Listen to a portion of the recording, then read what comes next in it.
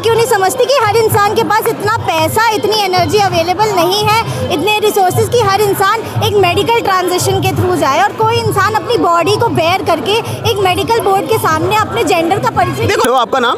आयुषी। अगर आप ना मतलब बुरा ना माने तो मैं पहले जानना चाहूँगा ये जो कैटेगरी है, किन्नर, हिजड़ा, ट्रांसजेंडर, इंटरसेक्स, बाइपोलर, काफ़ी सारे नामों से जाना जाता है, तो क्या आप मुझे बता सकती हैं, मतलब जनता के लिए बता सकती हैं कि इनका जो मेजर डिफरेंस क्या होता है, लोग कैसे पता करें और क्या इशू चल रहा है? सी बेसिकली हमारी सोसाइटी डिवाइड की गई है on the basis of binary, that is male and female, but we need to understand that since एक हाथ की 5 उंगलियां बराबर नहीं होती है, इसीलिए हर इंसान का सोचने का तरीका और उसका किसी इंसान को पसंद करने का तरीका, उसकी बॉडी से उसका जो रिलेशन है, that can be different. For example, sometimes we are born in a particular body, we don't feel accepted in. So therefore we go through these surgeries or we go through these procedures. You don't have to go through a surgery to be a man or a woman, you just have to feel a certain way.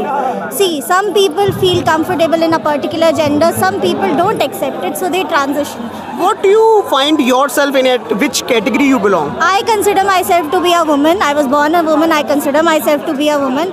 However, whatever this government has proposed in this bill, it is absolutely draconian. Why?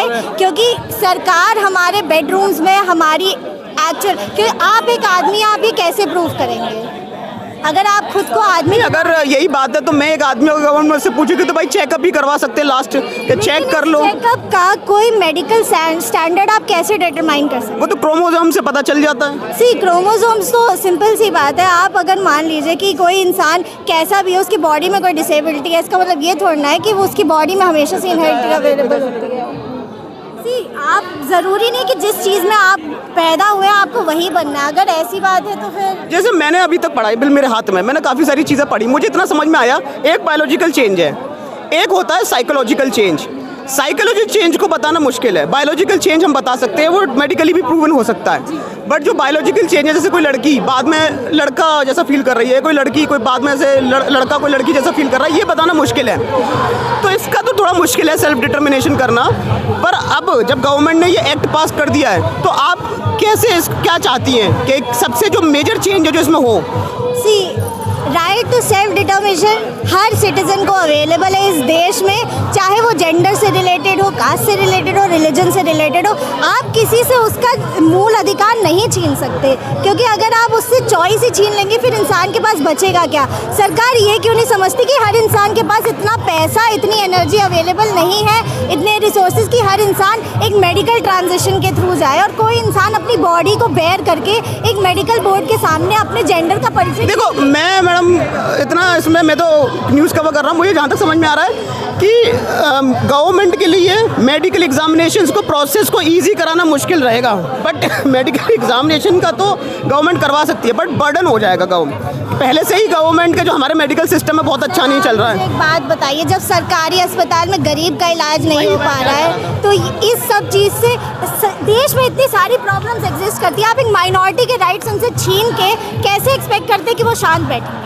अच्छा, आप women है ना, तो आप यहाँ कैसे support करने आई हैं? एक ह्यूमैनिटी बेसिस पे आई है क्या फ्रेंडली बेसिस पे आई है? कैसे आ रहे हैं आप यहाँ? आपका कैसे आना हुआ है? मेरा यहाँ आना इसलिए हुआ कि एक ह्यूमैनिटी बेसिस तो है ही, प्लस मैं एक लॉयर हूँ, मैं समझती हूँ कि सिर्फ जो लेटर में लिख दिया गया है वो हमेशा एक्चुअली ट्रू नहीं हो सकता। एक आपने मेरा आज स्टीरियोटाइप तोड़ दिया है एज अ लॉयर का। मैंने जहाँ तक अपने मैं 1 साल से ये सब कर रहा हूँ और मैंने काफ़ी लॉयर और एडवोकेट्स के इंटरव्यू लिए, तो आप पहली बार मुझे ऐसे आप जेनजी लॉयर हैं।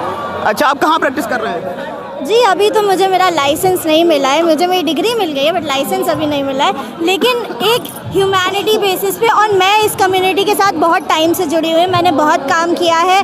मेरी अडॉप्टिव मदर एक तरह से एक ट्रांसजेंडर थी, तो इसलिए मैं इस बिल को सपोर्ट कर रही हूँ। जैसे ट्रांसजेंडर्स के साथ काफ़ी सारे डिस्क्रिमिनेशंस होते हैं, आपने जैसे बताया कि आपकी अडॉप्टेड मदर ने भी ट्रांसजेंडर हैं, तो उन्होंने भी आपको रेस करने में काफ़ी सारे स्ट्रगल्स कर रहे होंगे, कुछ ऐसा आप मुझे शेयर करना चाहेंगे?